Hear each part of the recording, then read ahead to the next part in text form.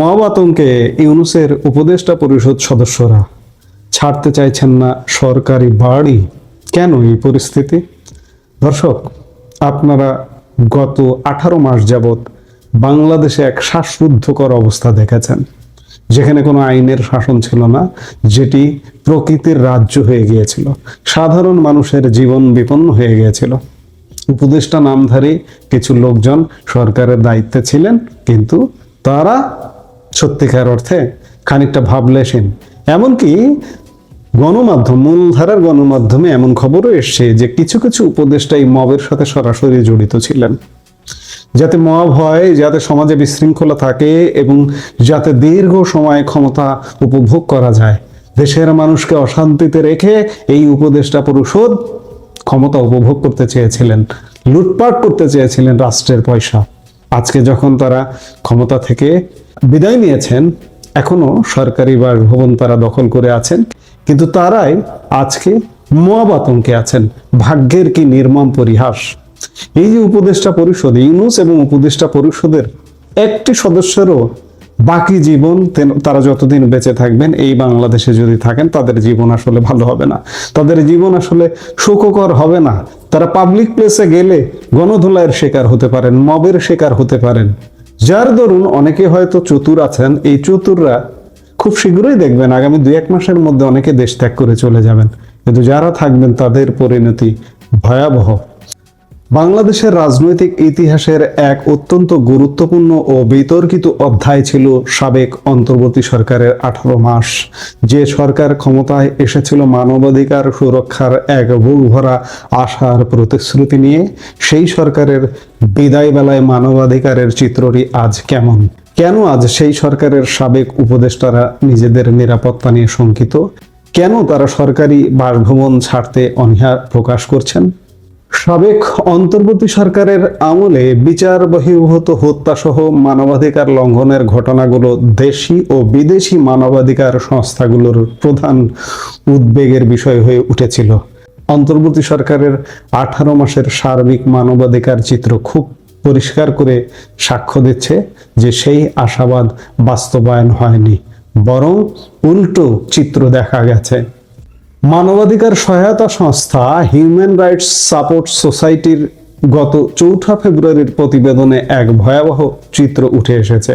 প্রতিবেদনে বলা হয়েছে, গত 17 মাসে রাজনৈতিক সহিংসতা, মব ভায়োলেন্স, সাংবাদিক নির্যাতন, মত প্রকাশের স্বাধীনতার হস্তক্ষেপ, সীমান্ত হত্যা ও আইন শৃঙ্খলা পরিস্থিতি অবনতি সহ নানামুখী মানবাধিকার লঙ্ঘনের ঘটনা ঘটেছে।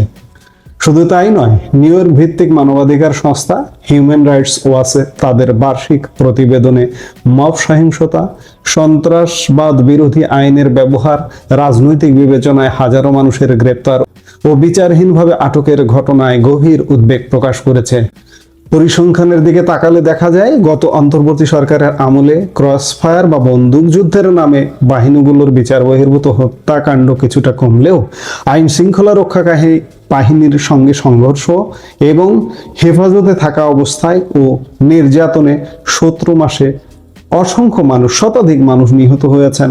আরও উদ্বেগের বিষয় হলো, কারাগারে মৃত্যু হয়েছে 127 জনের, যার মধ্যে রাজনৈতিক বন্দীও রয়েছেন। অন্তর্বর্তী সরকারের আমলে মব সহিংসতা ও গণপিটুনি ছিল নাগরিক উদ্বেগের প্রধান কারণ। HRSS ও HRW উভয় সংস্থায় এই মব সহিংসতা নিয়ে উদ্বেগ প্রকাশ করেছে।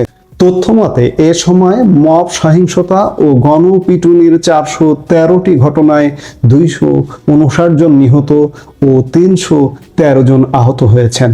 এই পরিসংখ্যানটি প্রমাণ করে যে দেশে আইনের শাসন, বিচার ব্যবস্থা ও পুলিশি নিয়ন্ত্রণ কতটা ভঙ্গুর অবস্থায় পৌঁছেছিল।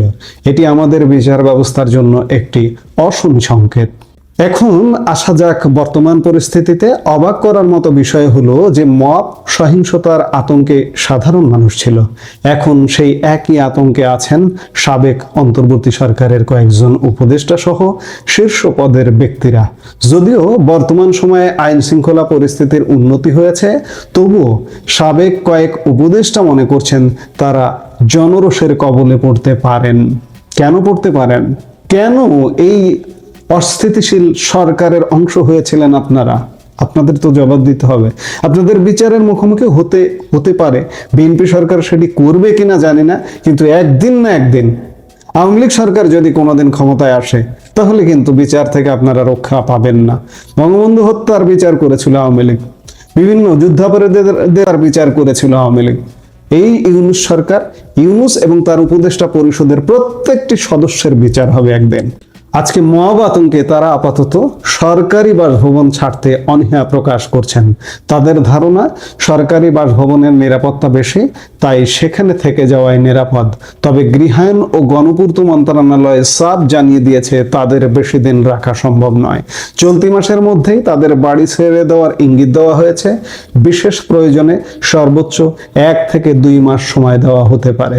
তবে মার্চ বা এপ্রিল থেকে তাদের গুনতে হবে সরকার নির্ধারিত ভাড়া। এবং মার্চ বা এপ্রিল থেকে বাংলাদেশের রাজনৈতিক পরিস্থিতি কিন্তু ভিন্ন হবে। রাজনৈতিক সমীকরণ উল্টো হয়ে যাবে এবং এই উল্টো সমীকরণে, এই ভিন্ন সমীকরণে এই ইউনূস এবং ইউনূসের উপদেষ্টা পরিষদ যদি মবের শিকার হন, অবাক হবার কিছু থাকবে না। সাবেক একজন উপদেষ্টা নাম প্রকাশ না করার শর্তে জানিয়েছেন, ধানমন্ডি 32 নম্বরে ভবন ভাঙচুর, আওয়ামী লীগ নেতাদের বাড়িঘরে হামলা, হয়রানিমূলক মামলা, মাজার ভাঙচুর, আন্দোলনের সমন্বয়কদের চাঁদাবাজি এবং কয়েকজন উপদেষ্টার দুর্নীতির কারণে জনগণের মধ্যে তীব্র ক্ষোভ আছে। এই ব্যর্থতার দায় এখন তাদের দুশ্চিন্তার কারণ হয়ে দাঁড়িয়েছে। কয়েকদিন আগেও কি মজায় ছিলেন।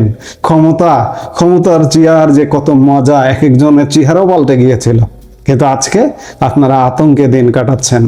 সূত্র মতে আবাসিক পরিদপ্তরের একজন পরিচালক জানিয়েছেন, সাবেক উপদেষ্টাদের জন্য সরকারি কর্মকর্তাদের মতো কোনো নির্দিষ্ট আবাসন নীতিমালা বা পেনশন সুবিধা নাই, তাই তাদের বিষয়টি জানিয়ে দেওয়া হয়েছে। প্রধান উপদেষ্টা ডক্টর মোহাম্মদ ইউনূস নিজেও কয়েকদিনের মধ্যেই রাষ্ট্রীয় অতিথি ভবন যমুনা ছেড়ে তার গুলশানের বাসভবনে চলে যাবেন। বর্তমানে মিন্টু রোড ও হিয়ার রোডে যে বাংলো ও অ্যাপার্টমেন্টগুলো আছে, সেগুলো দ্রুত মেরামত করে বর্তমান সরকারের মন্ত্রী ও উপদেষ্টাদের জন্য প্রস্তুত করা হচ্ছে। ইতোমধ্যে 21 জন মন্ত্রী প্রতিমন্ত্রী বাসভবনের জন্য আবেদন করেছেন। গৃহায়ন ও গণপূর্ত মন্ত্রী জাকারিয়া তাহের সুমনের দপ্তরে এই আবেদনগুলো যাচাই বাছাই করা হচ্ছে। দর্শক, একটি সরকারের কর্মকাণ্ডের মূল্যায়ন করে ইতিহাস। মানবাধিকার রক্ষার প্রতিশ্রুতি দিয়ে ক্ষমতায় এসে সেই মানবাধিকার লঙ্ঘনের অভিযোগ মাথায় নিয়ে বিদায় নেওয়াটা অত্যন্ত দুঃখজনক।